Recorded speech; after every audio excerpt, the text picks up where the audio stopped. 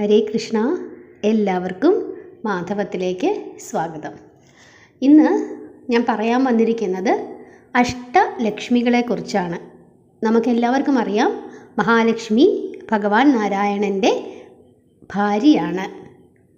ലക്ഷ്മി ഇല്ലാതെ ഭഗവാൻ ഒരിക്കലും പൂർണ്ണനാവുകയില്ല. അത് നമ്മൾ തിരുപ്പതി ബാലാജിയുടെ കഥ ഞാൻ ഒരു ദിവസം പറഞ്ഞു തരാം. അതിൽ പ്രത്യേകമായി പറയുന്നുണ്ട്, ലക്ഷ്മി ദേവി പിണങ്ങി പോകുമ്പോൾ ഭഗവാന് സംഭവിക്കുന്നത് എന്തൊക്കെയാണ്, ഭഗവാൻ എന്തൊക്കെ ബുദ്ധിമുട്ടുകളാണ് അനുഭവിക്കുന്നത്, അതൊക്കെ നമ്മൾ തിരുപ്പതി ബാലാജിയുടെ കഥ പറയുമ്പോൾ പറയാം. ഞാൻ ഒരു ദിവസം അത് പറഞ്ഞു തരാം നിങ്ങൾക്ക്. അപ്പോൾ അഷ്ടലക്ഷ്മികളുണ്ട്. ലക്ഷ്മി എന്ന് പറയുന്നത് ഐശ്വര്യ ദേവതയാണ്, സമ്പത്തിൻ്റെ ദേവതയാണ്, നമുക്കെല്ലാം തരുന്നവളാണ്. ഈ ലക്ഷ്മി ദേവിയാണ് കുബേരസ്വാമിക്ക് സമ്പത്ത് കൊടുക്കുന്നത്. സമ്പത്തിൻ്റെ ഖജാൻജിയാണ് കുബേരസ്വാമി. അതായത് ലക്ഷ്മി ദേവി കൊടുക്കുന്ന സമ്പത്ത് സൂക്ഷിച്ച് വെച്ചിട്ട് അത് വേണ്ടവർക്ക് ദാനം ചെയ്യുന്ന ആളാണ് കുബേരസ്വാമി. അപ്പോൾ സമ്പത്തിൻ്റെ ദേവതയെന്ന് പറയുന്നത് ശരിക്കും മഹാലക്ഷ്മിയാണ്, പക്ഷേ ആ സമ്പത്ത് സൂക്ഷിക്കുന്നത് കുബേരസ്വാമിയാണ്. അപ്പോൾ ലക്ഷ്മികൾ 8 പേരുണ്ട്. 8 തരത്തിലുള്ള ലക്ഷ്മികളാണ് ഉള്ളത്. അതിൽ ആദ്യത്തെ ലക്ഷ്മി എന്ന് പറയുന്നത് ആദിലക്ഷ്മിയാണ്. ലക്ഷ്മി ദേവിയുടെ ആദ്യത്തെ രൂപമാണ് ആദിലക്ഷ്മി. അതായത് മരണത്തിൻ്റെയും പുനർജന്മത്തിൻ്റെയും ചക്രത്തിൽ നിന്നുള്ള സ്വാതന്ത്ര്യം നേടാൻ സഹായിക്കുന്ന ലക്ഷ്മിയുടെ ഒരു അവതാരമാണ്, അല്ലെങ്കിൽ ഒരു രൂപമാണ് ആദിലക്ഷ്മി എന്ന് പറയുന്നത്. അതായത് അതുകൊണ്ട് തന്നെ ഈ രൂപത്തിനെ മോക്ഷപ്രദായിനി എന്ന് പറയുന്നു. അതായത് ഏതൊരു മനുഷ്യനാണോ ഇനിയൊരു ജന്മം വേണ്ട, ഭഗവാനിലേക്ക് ലയിക്കണം, മോക്ഷം കിട്ടണം എന്ന് ചിന്തിച്ച് പ്രാർത്ഥിക്കേണ്ടത് ആരെയാണ്? ഏത് ലക്ഷ്മിയെയാണ്? ആദിലക്ഷ്മിയാണ്. ആദിലക്ഷ്മിയെ വിളിച്ച് പ്രാർത്ഥിച്ചാൽ നമുക്ക് ഇനിയൊരു ജന്മം ഉണ്ടാവുകയില്ല. നമ്മളുടെ എല്ലാ പാപങ്ങളും മാറി മോക്ഷത്തിലേക്ക് നമ്മൾ എത്തും. അതിനു വേണ്ടിയിട്ടാണ് നമ്മൾ ആദിലക്ഷ്മിയെ വിളിച്ച് പ്രാർത്ഥിക്കേണ്ടത്. അതുകൊണ്ട് തന്നെ ആദിലക്ഷ്മിക്ക് മോക്ഷപ്രദായിനി എന്ന് മറ്റൊരു നാമം കൂടി ഉണ്ട്. സ്വർണ്ണാഭരണങ്ങളൊക്കെ ധരിച്ച് പിങ്ക് നിറത്തിലുള്ള താമരയിൽ ഇരിക്കുന്ന രൂപത്തോടു കൂടിയാണ് ആദിലക്ഷ്മിയുടെ ഭാവമെന്ന് പറയുന്നത്. ദേവിക്ക് 4 കൈകളാണുള്ളത്. വളരെയധികം അനുകമ്പയുടെ മൂർത്തിഭാവമാണ് ആദിലക്ഷ്മി. ആത്മീയ ലക്ഷ്യത്തിനായി സഹായിക്കുന്ന ലക്ഷ്മിയുടെ ഒരു രൂപമാണ്, അല്ലെങ്കിൽ ഒരു ഭാവമാണ് ആദിലക്ഷ്മി എന്ന് പറയുന്നത്. അപ്പോൾ ഒന്നാമത്തെ ലക്ഷ്മി രൂപം കഴിഞ്ഞു. അടുത്തത് ധനലക്ഷ്മിയാണ്. ധനലക്ഷ്മി പേരിൽ തന്നെ ഉണ്ട്. എന്താണ്? സമ്പത്ത്. അതും ഇതുപോലെ തന്നെ ആഭരണങ്ങളൊക്കെ അണിഞ്ഞ് പിങ്ക് നിറത്തിലുള്ള താമരയിൽ 6 കൈകളോടുകൂടി ഇരിക്കുന്ന ലക്ഷ്മിയുടെ രൂപമാണ് ഏതെന്ന് പറയുന്നത്? ധനലക്ഷ്മി. ആദിലക്ഷ്മിക്ക് 4 കൈകളായിരുന്നെങ്കിൽ ധനലക്ഷ്മിക്ക് എത്ര കൈകളുണ്ട്? 6 കൈകളുണ്ട്. ആ രീതിയിലാണ് ധനലക്ഷ്മി ഇരിക്കുന്നത്. ധനം നമ്മുടെ ജീവിതത്തിൽ വേണം. കാരണം നമുക്ക് മുമ്പോട്ട് പോകണമെങ്കിൽ എന്താവശ്യമുണ്ട്? സമ്പത്ത് ആവശ്യമുണ്ട്. അപ്പം ഈ രീതിയിലുള്ള സമ്പത്ത്, നമുക്ക് ജീവിക്കാൻ ആവശ്യമായ സമ്പത്തുകൾ നമുക്ക് പ്രദാനം ചെയ്യുന്നത്, അതായത് നമുക്ക് നല്ല തൊഴിൽ കിട്ടുക, ബിസിനസ് ആണെങ്കിൽ അതിന് നല്ല ഉയർച്ച ഉണ്ടാവുക, മറ്റു രീതിയിലുള്ള സമ്പത്തുകളെല്ലാം നമുക്ക് തരുന്നത് ആരാണ്?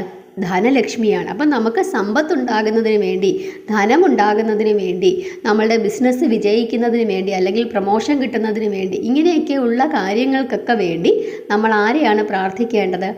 ധനലക്ഷ്മിയെയാണ് പ്രാർത്ഥിക്കേണ്ടത്. ഈ ദേവിയും പിങ്ക് നിറത്തിലുള്ള താമരയിൽ ഇരിക്കുന്ന രൂപമാണ്, 6 കൈകളാണ്. ഇതാണ് ധനലക്ഷ്മി. അടുത്ത ലക്ഷ്മി എന്ന് പറയുന്നത് ധാന്യലക്ഷ്മി. ലക്ഷ്മി ദേവിയുടെ മറ്റൊരു രൂപമാണ് എന്തെന്ന് പറയുന്നത്? ധാന്യലക്ഷ്മി രൂപം. നമ്മുടെ ഇന്ത്യയുടെ ഒരു അടിസ്ഥാന സ്രോതസ് എന്ന് പറയുന്നത് എന്താണ്? കൃഷിയാണ്. അല്ലെങ്കിൽ ഏതൊരു രാജ്യത്തിൻ്റെ, ഇപ്പം പണ്ടത്തെ കാലം, ഇപ്പോഴല്ലേ ഇൻഡസ്ട്രിയൊക്കെ വന്നത്, അതിനു മുമ്പ് എല്ലാ ലോകത്തിൻ്റെ ഏത് കോണിൽ ചെന്നാലും അവിടുത്തെ മനുഷ്യൻ്റെ അടിസ്ഥാനപരമായ തൊഴിലെന്ന് പറയുന്നത് കൃഷിയാണ്. അപ്പം കൃഷിക്കാർക്ക് അവരുടെ കൃഷിയെ സംരക്ഷിക്കുന്നതിന് വേണ്ടി, അവരുടെ ധാന്യങ്ങൾ കൃത്യമായി മുളയ്ക്കുക, അതിന് നല്ല, ആ ചെടികൾക്ക് നല്ല വിളവ് ലഭിക്കുക, ആ ധാന്യങ്ങൾക്ക് നല്ല വില ലഭിക്കുക, ഇങ്ങനെയുള്ള കാര്യങ്ങൾക്കൊക്കെ വേണ്ടി, അതായത് കർഷകർ ആരാധിക്കുന്ന ദേവിയാണ് ധാന്യലക്ഷ്മി. നല്ല ദിവസം നോക്കി നമ്മൾ വിത്ത് വിതയ്ക്കും ഇല്ലേ? അപ്പോൾ അങ്ങനെ നമ്മളെ കൃഷിക്കാരെ സഹായിക്കുന്നതിന് വേണ്ടി, അവരുടെ ധാന്യത്തെ സംരക്ഷിക്കുന്നതിന് വേണ്ടി, അവരുടെ കൃഷിയെ സംരക്ഷിക്കുന്നതിന് വേണ്ടി അവർ പ്രാർത്ഥിക്കുന്ന ദേവതയാണ് ഏതെന്ന് പറയുന്നത് ധാന്യലക്ഷ്മി. ഈ ധാന്യലക്ഷ്മിയും സ്വർണ്ണാഭരണങ്ങളൊക്കെ ധരിച്ച് പിങ്ക് നിറത്തിലുള്ള താമരയിൽ ഇരിക്കുന്ന രൂപമാണ്. 8 കൈകളാണ് ദേവിക്കുള്ളത്. അപ്പോൾ ധാന്യലക്ഷ്മിക്ക് 8 കൈകൾ, ധനലക്ഷ്മിക്ക് 6 കൈകൾ, ആദിലക്ഷ്മിക്ക് 4 കൈകൾ. അപ്പോൾ 3 ലക്ഷ്മിമാരെ നമ്മൾ പഠിച്ചു. ആദിലക്ഷ്മി, ധനലക്ഷ്മി, ധാന്യലക്ഷ്മി. അടുത്തത് ഗജലക്ഷ്മി. പണ്ടത്തെ കാലത്ത് മൃഗസമ്പത്ത് ഒരു വളരെ പ്രധാനമാണ് അല്ലേ. അപ്പം മൃഗങ്ങളുണ്ടാകും, പശുക്കളുണ്ടാകാം, അല്ലെങ്കിൽ പോത്ത്, എരുമ, അല്ലെങ്കിൽ ആന, ഇങ്ങനെയൊക്കെയുള്ള അല്ലെങ്കിൽ ഏതെങ്കിലും രീതിയിലുള്ള മൃഗങ്ങളെ കൊണ്ട് ഉപജീവനം കഴിച്ചിരുന്ന ആളുകളുണ്ട്. അതുപോലെ രാജാക്കന്മാർ അവരുടെ യുദ്ധത്തിൽ ഏറ്റവും പ്രധാനപ്പെട്ട കാര്യങ്ങളെന്ന് പറയുന്നത് ആനയുടെ ആന യുദ്ധത്തിന് ഉപയോഗിക്കും, അതുപോലെ തന്നെ കുതിരയെ യുദ്ധത്തിന് ഉപയോഗിക്കും. അപ്പം മൃഗസമ്പത്തിൻ്റെ ഒരു ദേവതയാണ് ഗജലക്ഷ്മി. അപ്പം മൃഗങ്ങളെ സംരക്ഷിക്കണം, മൃഗങ്ങളുടെ സംരക്ഷണവും ആവശ്യമാണ്. കൃഷിക്കാർക്കാണെങ്കിലും മൃഗങ്ങൾ വേണം. മൃഗങ്ങളെ അവർ ചിലപ്പോൾ പശുക്കളെ കൃഷി ചെയ്യുന്ന കർഷകർ കാണും അല്ലെ. കൃഷി ചെയ്യുന്നതെന്ന് ഞാൻ ഉദ്ദേശിച്ചത് പശുക്കളെ വളർത്തി അതിൽ നിന്നും ഉപജീവനം നടത്തുന്ന ആളുകളുണ്ട്. അതുപോലെ സാധാരണ നെല്ലും ഗോതമ്പൊക്കെ കൃഷി ചെയ്യുന്നവർക്കായാലും മൃഗങ്ങളുടെ ആവശ്യമുണ്ട്. കാരണം അതിൽ നിന്നുള്ള വളമാണ് അവർ ഉപയോഗിക്കുന്നത്. അവരുടെ പാടം ഉഴുന്നതിനും പിന്നെ കൃഷി സാധനങ്ങൾ മറ്റൊരു സ്ഥലത്തേക്ക് കൊണ്ടുപോകുന്നതിനുമൊക്കെ ഇത് ആവശ്യമാണ്. മൃഗസമ്പത്തുകൾ വേണം. രാജാക്കന്മാർക്കായാലും കർഷകർക്കായാലും ഏതൊരു മനുഷ്യർക്കായാലും മൃഗസമ്പത്ത് വേണം. അപ്പം മൃഗസമ്പത്തിനെ സംരക്ഷിക്കുന്നതിന് വേണ്ടി, മൃഗങ്ങളെ സംരക്ഷിക്കുന്നതിന് വേണ്ടി, ആ സമ്പത്ത് നമുക്ക് തരുന്നതിന് വേണ്ടിയിട്ട് നമ്മൾ പ്രാർത്ഥിക്കേണ്ടുന്ന ലക്ഷ്മി ദേവിയുടെ ഒരു രൂപമാണ് ഗജലക്ഷ്മി രൂപം. ആ രൂപത്തിൽ ദേവി അപ്പുറവും ഇപ്പുറവും ഒരു ആണാനയുടെയും ഒരു പെണ്ണാനയുടെയും നടുക്കായിട്ട് അത് ദേവിയുടെ അപ്പുറവും ഇപ്പുറവും കാണും. അതുപോലെ പിങ്ക് നിറത്തിലുള്ള താമരയിൽ 4 കൈകളോടുകൂടിയാണ് ദേവി ഇരിക്കുന്നത്. അപ്പം ഗജലക്ഷ്മിയും എന്താണെന്ന് നിങ്ങൾക്ക് മനസ്സിലായല്ലോ. അടുത്ത ലക്ഷ്മി എന്ന് പറയുന്നത് സന്താനലക്ഷ്മി അല്ലേ. സന്താനങ്ങൾ വേണം. സന്താനങ്ങളില്ലെങ്കിൽ നമ്മുടെ തലമുറകൾ മുമ്പോട്ട് പോകത്തില്ല. അപ്പോൾ സന്താനങ്ങൾക്ക് ഐശ്വര്യവും അവർക്ക് എല്ലാ ആരോഗ്യങ്ങളും ഉണ്ടാകണം, അവർക്ക് യാതൊരു ദോഷങ്ങളും ഉണ്ടാകരുത്. അപ്പം നമ്മുടെ സന്തതി പരമ്പരകളെ കാത്ത് സംരക്ഷിക്കുന്നതിന് വേണ്ടിയിട്ടാണ് നമ്മൾ സന്താനലക്ഷ്മിയെ പ്രാർത്ഥിക്കേണ്ടത്. ആ രീതിയിൽ പ്രാർത്ഥിച്ചു കഴിഞ്ഞാൽ നമ്മളുടെ സന്തതി പരമ്പരകൾക്ക് എല്ലാ ഐശ്വര്യങ്ങളും ഉണ്ടാകുമെന്ന് പറയുന്നു. അതേപോലെ ദേവി പൂമാല ധരിച്ചാണ് ഇരിക്കുന്നത്. സന്താനലക്ഷ്മിയുടെ കഴുത്തിൽ പൂമാലയാണുള്ളത്. പിന്നെ അതുപോലെ തന്നെ സ്വർണ്ണാഭരണങ്ങളും ധരിച്ചിട്ടുണ്ട്. പിങ്ക് നിറത്തിലുള്ള താമരയിൽ ഇരിക്കുന്ന രൂപമാണ്. 6 കൈകളാണുള്ളത്. സ്വർണ്ണാഭരണങ്ങളുടെ കൂട്ടത്തിൽ പൂമാലയും ധരിച്ചിട്ടുണ്ട് സന്താനലക്ഷ്മി. 6 കൈകളാണ് ഉള്ളത്. അടുത്ത ലക്ഷ്മിയാണ് ധൈര്യലക്ഷ്മി. നമുക്ക് ജീവിതത്തിൽ എന്താണ് വേണ്ടത്? ധൈര്യം വേണം. കാരണം ജീവിതത്തിൽ ഒരുപാട് പ്രതിസന്ധികൾ ഉണ്ടാകും. ഈ പ്രതിസന്ധികളെ എല്ലാം തരണം ചെയ്ത് മുമ്പോട്ട് പോകുന്നതിന് നമുക്ക് എന്താണ് വേണ്ടത്? ഒരു ധൈര്യമാണ് വേണ്ടത്. ജീവിക്കാനും ധൈര്യം വേണം. പഴയ കാലത്ത് രാജാക്കന്മാർക്ക് യുദ്ധം ചെയ്യാനും ധൈര്യം വേണം. അപ്പോൾ എന്ത് പ്രശ്നങ്ങളുണ്ടായാലും ആ പ്രശ്നങ്ങളെയെല്ലാം ധീരതയോടുകൂടി അല്ലെങ്കിൽ ധൈര്യത്തോടുകൂടി അതിനെ അതിജീവിച്ച് മുമ്പോട്ട് പോകണമെങ്കിൽ നമ്മുടെ ജീവിതത്തിൽ ഏറ്റവും അത്യാവശ്യമുള്ള മറ്റൊരു കാര്യമാണ് ധൈര്യലക്ഷ്മി എന്നുള്ളത്. അപ്പോൾ ഈ ധൈര്യലക്ഷ്മിയെ പ്രാർത്ഥിക്കണം. അങ്ങനെയുള്ള കാര്യങ്ങൾ നമുക്ക് ഉണ്ടാകുന്നതിന് വേണ്ടിയിട്ട്. ആ ദേവിയും പിങ്ക് നിറത്തിലുള്ള താമരയിൽ ഇരിക്കുന്ന രൂപമാണ് ദേവിക്കുള്ളത്. 8 കൈകളാണ് ദേവിക്കുള്ളത്. അപ്പം ധൈര്യലക്ഷ്മി എന്താണെന്ന് മനസ്സിലായി. അടുത്ത ലക്ഷ്മിയാണ് വിദ്യാലക്ഷ്മി. 7ാമത്തെ ലക്ഷ്മി വിദ്യാലക്ഷ്മി. വിദ്യ വേണം. നമുക്ക് പഠിക്കാൻ സ്കൂളിൽ പോയെന്ന് കരുതിയിട്ട് കാര്യമുണ്ടോ? നമുക്ക് പഠിക്കാനുള്ള ബുദ്ധിയും കൂടെ നമുക്കുണ്ടാകണം. നമുക്കതിന് വിദ്യാദേവിയുടെ അനുഗ്രഹം നമുക്കുണ്ടാകണം. അപ്പം നമുക്ക് വിദ്യ പ്രദാനം ചെയ്ത് ആ വിദ്യയിലൂടെ നമുക്കൊരു ജീവിതം ഉണ്ടാകണമെങ്കിൽ അതിന് വേണ്ടിയിട്ട് നമ്മൾ പ്രാർത്ഥിക്കേണ്ടുന്ന ലക്ഷ്മിയുടെ മറ്റൊരു രൂപമാണ് വിദ്യാലക്ഷ്മി. ഈ ദേവിയും പിങ്ക് നിറത്തിലുള്ള താമരയിൽ സ്വർണ്ണാഭരണങ്ങളോടുകൂടി ഇരിക്കുന്ന ദേവിയാണ്. 4 കൈകളാണ് ദേവിക്കുള്ളത്. അപ്പം വിദ്യ ലഭിക്കുന്നതിന് വേണ്ടി നമ്മൾ പ്രാർത്ഥിക്കേണ്ടുന്ന മഹാലക്ഷ്മിയുടെ ഒരു രൂപമാണ് വിദ്യാലക്ഷ്മി രൂപം. ഇനി അടുത്ത ലക്ഷ്മി, അതായത് അവസാനത്തെ ലക്ഷ്മി വിജയലക്ഷ്മി. പേരിൽ തന്നെയുണ്ട് വിജയലക്ഷ്മി. വിജയങ്ങൾ സമ്മാനിക്കുന്ന മഹാലക്ഷ്മിയുടെ മറ്റൊരു രൂപമാണ് വിജയലക്ഷ്മി. ദേവിയും പിങ്ക് നിറത്തിലുള്ള താമരയിൽ ഇരിക്കുന്ന രൂപമാണ്. ദേവിക്ക് 8 കൈകളാണ് ഉള്ളത്. അപ്പോൾ നമ്മൾ എന്ത് കാര്യം ചെയ്താലും, ഒരു ജോലിക്ക് പോയാൽ ആ ജോലിയിൽ നമ്മൾ വിജയിക്കണം, ഒരു ബിസിനസ് ചെയ്യാൻ പോയാൽ ആ ബിസിനസ്സിൽ നമ്മൾ വിജയിക്കണം, കൃഷി ചെയ്യാൻ പോയാൽ കൃഷിയിൽ നമ്മൾ വിജയിക്കണം, ഏതൊരു കാര്യം പഠിക്കാൻ പോയാൽ നമ്മൾ അതിൽ വിജയിക്കണം, ഏതൊരു കാര്യം നമുക്ക് ചെയ്താലും അതിൽ നമുക്ക് ഒരു വിജയമുണ്ടാകണം. അപ്പോൾ അതിനു വേണ്ടി നമ്മൾ പ്രാർത്ഥിക്കേണ്ടുന്ന മഹാലക്ഷ്മിയുടെ ഒരു രൂപമാണ് വിജയലക്ഷ്മി രൂപം. അപ്പം 8 ലക്ഷ്മിമാരാണുള്ളത്. ആദിലക്ഷ്മി, ധനലക്ഷ്മി, ധാന്യലക്ഷ്മി, ഗജലക്ഷ്മി, സന്താനലക്ഷ്മി, ധൈര്യലക്ഷ്മി, വിദ്യാലക്ഷ്മി, വിജയലക്ഷ്മി. അപ്പം ഈ 8 ലക്ഷ്മിമാരിൽ ഏതെങ്കിലും ഒരു ലക്ഷ്മിയെ നമുക്ക് ഒഴിവാക്കാൻ പറ്റുമോ? ഇല്ല. ആദ്യത്തെ ആദിലക്ഷ്മി പോലും നമുക്ക് മോക്ഷമുണ്ടാണ്. കാരണം ഇനിയും നമ്മൾ ഈ ഭൂമിയിലേക്ക്, ഈ കലിയുഗത്തിലേക്ക് വന്ന് ജനിക്കാതെ ഭഗവത് പാദത്തിലേക്ക് എത്താനാണ് നമ്മൾ ഓരോരുത്തരും പരിശ്രമിക്കേണ്ടത്. അപ്പോൾ അതിനു വേണ്ടിയിട്ട് നമ്മൾ ആദിലക്ഷ്മിയാണ് പ്രാർത്ഥിക്കേണ്ടത്. അപ്പോൾ ഒരു ലക്ഷ്മിയെയും, 8 ലക്ഷ്മിമാരിൽ ഒരാളെ പോലും നമുക്ക് ഒഴിവാക്കാൻ പറ്റില്ല. കാരണം ഇതെല്ലാം നമ്മുടെ ജീവിതത്തിൽ അത്യന്താപേക്ഷിതമായ കാര്യങ്ങളാണ്. അതുകൊണ്ട് നിങ്ങൾ വെള്ളിയാഴ്ച ദിവസം അഷ്ടലക്ഷ്മി സ്തോത്രം ജപിക്കുന്നത് വളരെ വളരെ നല്ലതാണ്. വടക്കോട്ട് തിരിഞ്ഞിരുന്ന് ഒരു വിളക്ക് കത്തിച്ച്, ഏലക്ക ഇട്ട് ഒരു വിളക്ക് കത്തിച്ച്, അതായത് വിളക്കിൽ ഒരു ഏലക്ക, ആ എണ്ണയ്ക്കകത്ത് ഒരു ഏലക്ക ഇട്ട് വിളക്ക് കത്തിക്കാം നിങ്ങൾക്ക്. അപ്പോൾ അവിടെ ലക്ഷ്മി ദേവിയുടെ സാന്നിധ്യം അങ്ങനെ ചെയ്താൽ ഉണ്ടാകുമെന്നാണ് അറിവുള്ളവർ പറയുന്നത്. അതുപോലെ തന്നെ അല്ലെങ്കിൽ നിങ്ങൾക്ക് ഉപ്പ് ദീപം കത്തിക്കാം. മഹാലക്ഷ്മിക്ക് ഏറ്റവും പ്രിയപ്പെട്ടതാണ് ഉപ്പ് ദീപം എന്ന് പറയുന്നത്. അതെങ്ങനെ കത്തിക്കണമെന്ന് ഞാനൊരു വീഡിയോ ഇട്ടിട്ടുണ്ട്. നമ്മുടെ വീട്ടിലെ നെഗറ്റീവ് എനർജിയൊക്കെ വലിച്ചെടുത്ത് പോസിറ്റീവ് എനർജി കൊണ്ടുവരുന്ന ഒരു വളരെ പ്രധാനപ്പെട്ട ഒരു ദീപമാണ് ഉപ്പ് ദീപം എന്ന് പറയുന്നത്. കേരളത്തിന് വെളിയിൽ, പ്രത്യേകിച്ച് ആന്ധ്രാപ്രദേശ് അതുപോലുള്ള സംസ്ഥാനങ്ങളിലെല്ലാം വെള്ളിയാഴ്ച ദിവസം അവർ നിർബന്ധമായി ഉപ്പ് ദീപം കത്തിക്കും.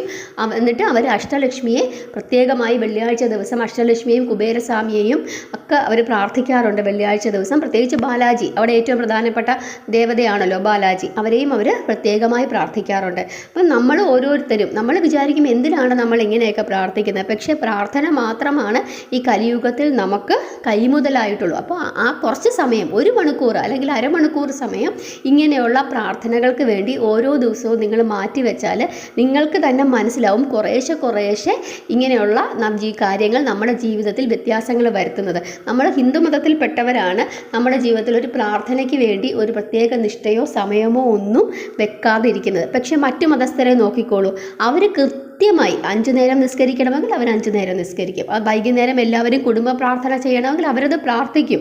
അവർക്കതൊരു നിയമം പോലെ അവരത് വെച്ച് പാലിക്കുന്നുണ്ട്. പക്ഷേ നമ്മളെന്ത് ചിന്ത ചെയ്യുന്നത്, ഒന്ന് വിളക്ക് കത്തിക്കും, ഹരേ രാമ ഹരേ രാമ, അത് ബാക്കി ജപിക്കുകയെ പോലും ഇത്രയും മാത്രം ജപിച്ചിട്ട് നമ്മൾ നമ്മുടെ പാട്ടിന് പോകും. അല്ലെങ്കിൽ എന്തോ ഒരു ജോലി തീർക്കുന്നത് പോലെയാണ് പലരും വൈകുന്നേരം വിളക്ക് കത്തിക്കുന്നത്.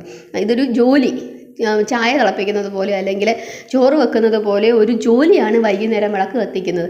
അതല്ലാതെ നിങ്ങൾ ഒരു കുറച്ച് സമയം, ഒരു അരമണിക്കൂർ സമയം ഇങ്ങനെ ഓരോ ദിവസത്തിൻ്റെയും പ്രത്യേകതകൾ മനസ്സിലാക്കി, ഇങ്ങനെയുള്ള കാര്യങ്ങൾ കേട്ട് മനസ്സിലാക്കി നിങ്ങൾ അതുപോലെ ഒന്ന് ചെയ്തേ, തീർച്ചയായിട്ടും അതിൻ്റെ ഫലങ്ങൾ നിങ്ങൾക്കുണ്ടാകും. പിന്നെ നമ്മൾ പുസ്തകങ്ങൾ വായിക്കണം, ഭാഗവതം, നാരായണീയം, ഇങ്ങനെയുള്ള പുസ്തകങ്ങൾ അല്ലെങ്കിൽ ഭഗവത്ഗീത, ഇത് വായിക്കാൻ പലർക്കും ചിലപ്പോൾ സമയം കിട്ടിയെന്ന് വരത്തില്ല. അപ്പോൾ നിങ്ങൾ ഇതുപോലുള്ള വീഡിയോകൾ, ഏതെങ്കിലും കഥകൾ പറയുന്നത് നിങ്ങൾ കിടക്കാൻ പോകുന്ന സമയത്തോ എപ്പോഴെങ്കിലും നിങ്ങൾ, അല്ലെങ്കിൽ വെറുതെ ഉച്ചയ്ക്ക് ഇരിക്കുന്ന സമയത്തോ ഒക്കെ നിങ്ങൾ ഈ കഥകൾ ഏതെങ്കിലും ചാനൽ, ഇപ്പോൾ ഈ ചാനൽ തന്നെ വേണമെന്നില്ല, മറ്റേതെങ്കിലും ചാനലുകളിൽ ഒരുപാട് ഭഗവാന്റെ കഥകൾ പറയുന്നുണ്ട്. അപ്പോൾ ആ കഥകളൊക്കെ നിങ്ങളൊന്ന് കേൾക്കുക. ആ കേൾക്കുന്നത്, ശ്രവണം തന്നെ വളരെ വളരെ പുണ്യമാണ്. അതേപോലെ തന്നെ അപ്പോൾ ഈ വെള്ളിയാഴ്ച ദിവസം ലക്ഷ്മി ദേവിയെ, അതായത് അഷ്ടലക്ഷ്മികളെ പ്രാർത്ഥിക്കുന്നത് വളരെ വളരെ നല്ലതാണ്. കാരണം ഈ അഷ്ടലക്ഷ്മികളും നമ്മുടെ ജീവിതത്തിൽ ഐശ്വര്യം പ്രദാനം ചെയ്യുന്നതാണ്. മഹാലക്ഷ്മി എന്ന് പറയുന്ന രൂപത്തിൻ്റെ ഈ 8 രൂപങ്ങളാണ്, മഹാലക്ഷ്മിയുടെ 8 രൂപങ്ങളാണ്, ഈ 8 ലക്ഷ്മി രൂപങ്ങളാണ് നമ്മളിപ്പം പഠിച്ചത്. അപ്പോൾ ഇത്രയും ദേവിമാരെ നിങ്ങൾ പ്രാർത്ഥിക്കുക. ഇനി അഷ്ടലക്ഷ്മി സ്തോത്രം ജപിക്കാൻ നിങ്ങൾക്ക് പറ്റുന്നില്ലെങ്കിൽ ഈ 8 ദേവതമാരുടെ പേര് നിങ്ങൾ എഴുതി വെക്കുക. എഴുതി വെച്ചിട്ട് നിങ്ങളൊന്ന് കാണാതെ പഠിക്കുക. എന്നിട്ട് ഓം ആദിലക്ഷ്മിയെ നമ, ഓം ആദിലക്ഷ്മിയെ നമ, ഓം ആദിലക്ഷ്മിയെ നമ എന്ന് 3 തവണ ജപിക്കുക. അതിനുശേഷം ഓം ധനലക്ഷ്മിയെ നമ, ഓം ധനലക്ഷ്മിയെ നമ, ഓം ധനലക്ഷ്മിയെ നമ എന്ന് ജപിക്കുക. ഓം ധാന്യലക്ഷ്മിയെ നമ, ഓം ധാന്യലക്ഷ്മിയെ നമ, ഓം ധാന്യലക്ഷ്മിയെ നമ എന്ന് ജപിക്കുക. പിന്നീട് ഓം ഗജലക്ഷ്മിയെ നമ, ഓം ഗജലക്ഷ്മിയെ നമ, ഓം ഗജലക്ഷ്മിയെ നമ, ഓം സന്താനലക്ഷ്മിയെ നമ, ഓം സന്താനലക്ഷ്മിയെ നമ, ഓം സന്താനലക്ഷ്മിയെ നമ. ഓം ധൈര്യലക്ഷ്മിയെ നമ, ഓം ധൈര്യലക്ഷ്മിയെ നമ, ഓം ധൈര്യലക്ഷ്മിയെ നമ, ഓം വിദ്യാലക്ഷ്മിയെ നമ, ഓം വിദ്യാലക്ഷ്മിയെ നമ, ഓം വിദ്യാലക്ഷ്മിയെ നമ, ഓം വിജയലക്ഷ്മിയെ നമ, ഓം വിജയലക്ഷ്മിയെ നമ, ഓം വിജയലക്ഷ്മിയെ നമ. ഇങ്ങനെ നിങ്ങൾ ഈ 8 ലക്ഷ്മിമാരുടെ നാമങ്ങൾ അത്രയെങ്കിലും അഷ്ടാലക്ഷ്മി സ്തോത്രം ജപിക്കാമെങ്കിൽ നല്ലത്. അതല്ല, ഇത്രയെങ്കിലും നിങ്ങൾ പഠിച്ചു വെക്കുക, നിങ്ങൾ ജപിക്കുക. എന്നിട്ട് നിങ്ങൾ നിങ്ങളുടെ കാര്യങ്ങൾ ഭഗവതിയോട് പ്രാർത്ഥിക്കുക. അപ്പോൾ 8 ലക്ഷ്മി പലർക്കും അറിയില്ല അഷ്ടലക്ഷ്മികൾ ആരൊക്കെയാണെന്ന്. അപ്പോൾ ഇതൊക്കെ നമ്മൾ പഠിക്കണം. നമ്മളുടെ പുരാണങ്ങളിലും നമ്മുടെ വിശ്വാസങ്ങളിലുമുള്ള ഇതുപോലുള്ള ചെറിയ ചെറിയ അറിവുകൾ, വലിയ അറിവുകളൊന്നും നമ്മൾ പഠിക്കേണ്ട, പക്ഷേ അടിസ്ഥാനപരമായ ചെറിയ ചെറിയ അറിവുകൾ പഠിക്കണം. അത് നിങ്ങൾക്ക് പറഞ്ഞു തരിക എന്നുള്ളതാണ് എൻ്റെ കടമ. അപ്പോൾ നിങ്ങളിത് കേട്ട് നിങ്ങളിത് പഠിച്ച് നിങ്ങളുടെ കുഞ്ഞുങ്ങൾക്കുമൊക്കെ ഇത് പറഞ്ഞു കൊടുക്കുക. അപ്പോൾ ഈ വെള്ളിയാഴ്ച ദിവസം നിങ്ങളെല്ലാവരും മഹാലക്ഷ്മിയുടെ ഈ 8 രൂപങ്ങളെ പ്രാർത്ഥിക്കണം. ഈ വെള്ളിയാഴ്ചയെന്നല്ല, ഇനി വരുന്ന എല്ലാ വെള്ളിയാഴ്ചകളും നിങ്ങളങ്ങനെ പ്രാർത്ഥിക്കണം. അങ്ങനെ നിങ്ങൾ പ്രാർത്ഥിച്ചാൽ നിങ്ങളുടെ ജീവിതത്തിലെ പ്രശ്നങ്ങളെല്ലാം മാറി സന്തോഷവും സമാധാനവുമുള്ള ഒരു ജീവിതമുണ്ടാകും. അതുപോലെ തന്നെ ഇനി എന്തെങ്കിലും പ്രതിസന്ധികൾ വന്നാൽ ആ പ്രതിസന്ധികളെ ധൈര്യപൂർവ്വം നേരിടുന്നതിനുള്ള നമുക്കൊരു മനഃശക്തി ആര് തരും? ധൈര്യലക്ഷ്മി നമുക്ക് തരും. അങ്ങനെ നിങ്ങൾക്ക് എല്ലാ ഐശ്വര്യങ്ങളും ഉണ്ടാകും. എല്ലാവരും ഇന്നു മുതൽ ഈ രീതിയിൽ മുമ്പോട്ട് പോകുക.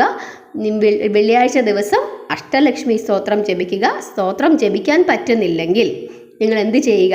ഈ 8 ദേവതമാരെ ഈ രീതിയിൽ പ്രാർത്ഥിക്കാം, ഞാൻ പറഞ്ഞു തന്ന രീതിയിൽ.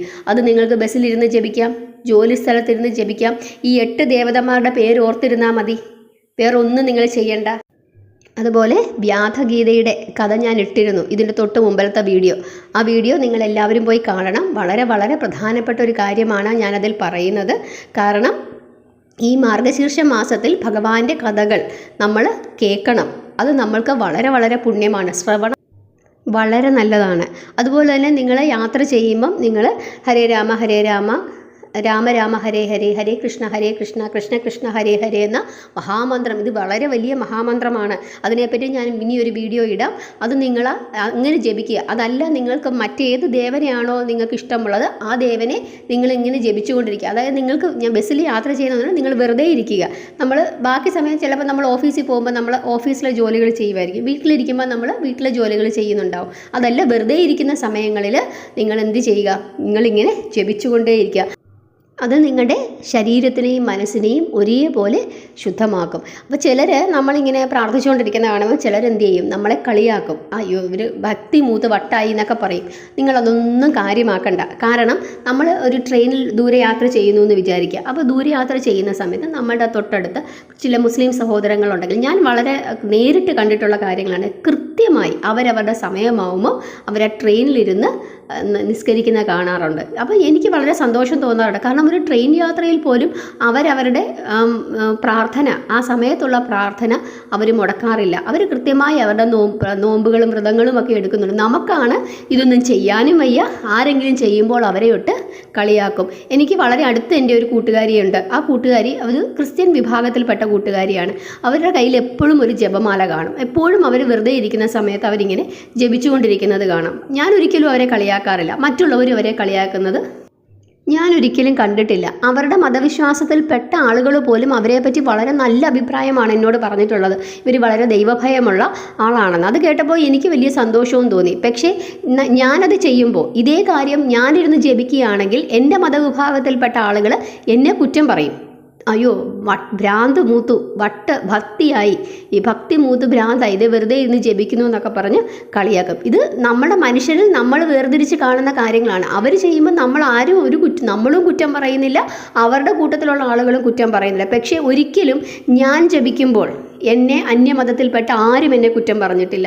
എൻ്റെ ഈ കൂട്ടുകാരി എന്നെ കുറ്റം പറഞ്ഞില്ല. അവർക്ക് വളരെ സന്തോഷമാണ്, അങ്ങനെ ചെയ്യുമെന്നാണ് എന്നോട് പറഞ്ഞിട്ടുള്ളത്. ആരും എന്നെ കുറ്റം പറഞ്ഞിട്ടില്ല. മറ്റു മതത്തിൽപ്പെട്ട ആരും എന്നോട് ഒരിക്കലും നിങ്ങളിത് ചെയ്യരുതെന്ന് എന്നോട് പറഞ്ഞിട്ടില്ല.